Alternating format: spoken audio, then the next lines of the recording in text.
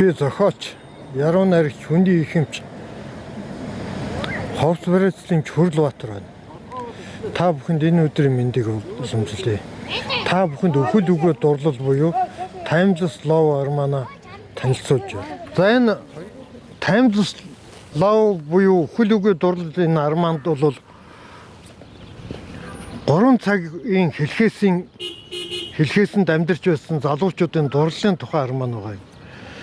2222 жилийн өмнөх Хүнийгүү үеийн 1750-ад оны Чингүн живийн үеийн өнөө цагийн үеийн залуучуудын 3 цагийн хэлхээсэнд энэ дурлалын тухай арманыг бол бичсэн юм.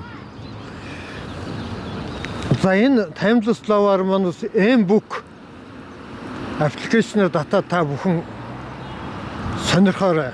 Та бүхэн таалан саярхна.